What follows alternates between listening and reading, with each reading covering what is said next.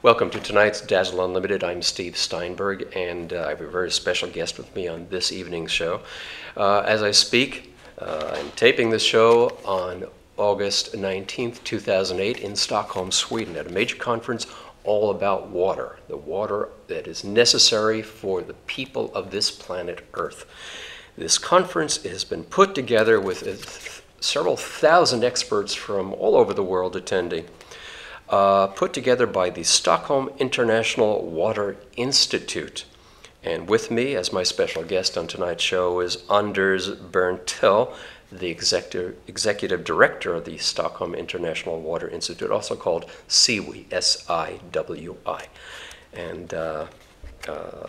Berntell, welcome to tonight's show. Thank you. And thank you for being with us. Thank you. Glad you're here. What I want us to focus on is the issue of water. I think most people are not really aware of how critically important it is as to what comes out of their tap and into their glass. Or maybe they have an empty glass and nothing to fill it with. Maybe it's even more serious than that. Not just for Americans, for people around the world in the poorer countries, or in countries that have political conflicts with one another as to how to deal with a shared water supply. Water is the source of life. So I'd like you to address all of this and paint a picture of the extent of the issue of water on a global basis. But first, can you give us a little bit of a background about SIWI, the Stockholm International Water Institute that has put together this conference? SIWI, Stockholm International Water Institute. We are an institute based in Stockholm, Sweden, but we're focusing entirely on the global picture. So all the global water problems in Africa, in Asia, other continents, that's sort of what's on our agenda. We're not dealing at all actually with the domestic water problems here in Sweden. There are other institutes. We started our activities back in 1991.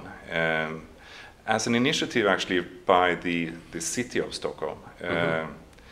And at that time I think they felt that they had severe problems with the water quality here internally in Stockholm. We're sitting just where the lake runs out into the sea, and over the years, back in the early 20th century, up until maybe 1960s, 70s, there were severe problems in the midst of Stockholm. Swimming was not allowed. Amazing. Due to the pollution, yeah, quite amazing. And after that, they had really started paying attention to this problem and invested heavily in all the infrastructure needed and all the advanced wastewater treatment plants and so on, and really gone a long way and cleaned up the water. And hasn't it made Stockholm and maybe Sweden too a leader worldwide in terms of purity of water, cleanliness of the water systems, lakes, etc., in the nearby areas? Yes, I mean the situation is fantastic now. We have huge salmons, we have crayfish, we have all other kinds of species right outside of the House of Parliament. in the middle of the city, and they are not only surviving there, they are actually thriving there. Well, you're talking about the canal that runs through outside the House of Parliament, obviously. The stream, yeah, not inside. No, no, it's an amazing story, really, to be told. And I think that Stockholm felt very proud at that time that they had achieved this and wanted to share this story with the rest of the world. So they started what now is the World Water Week in Stockholm. It was much smaller at that time. It has grown and developed. But that's a meeting place for the world to meet, to discuss common issues. An event like this. This event, exactly.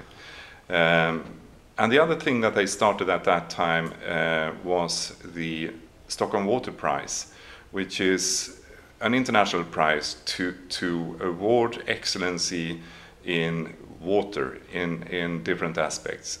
Scientists or management of water, or maybe an NGO working, non-governmental organization working on water, or it could be a governmental organization also. So it's a wide prize. It's in the water world at least seen as the Nobel Prize in water. Formally it's not one of the Nobel Prizes, but we have the same kind of statutes, and it's in collaboration with the Royal Swedish Academy of Sciences. Oh, really? Yeah, and we have an international nominating committee. And on Thursday this week, we will deliver the prize to this year's laureate, Professor Tony Allen from London School of Economics, for his work. And we have a royal banquet and everything set up just as the Nobel Prize.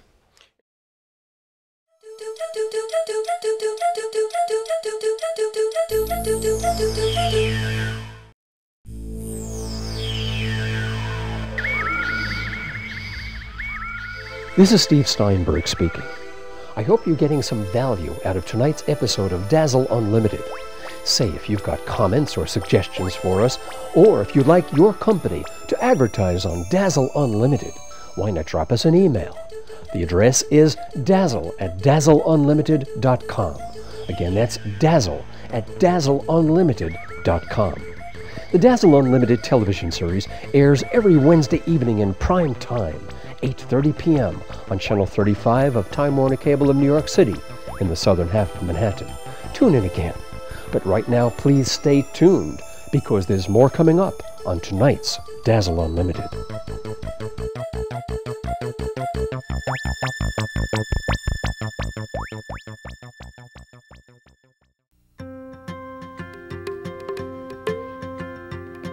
There is really only one boy.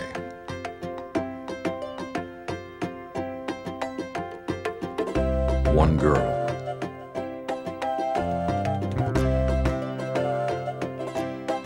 One tree. One forest. One deep, dancing ocean.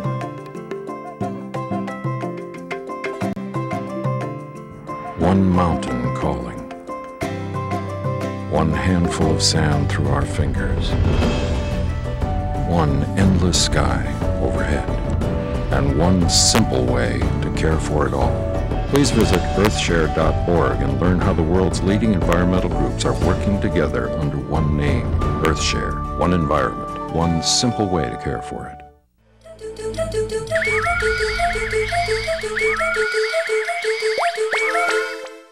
So, through your organization and the establishment of this water prize, you've established, it would seem to me, a growing international awareness of the importance of water and how it can be dealt with on a global basis.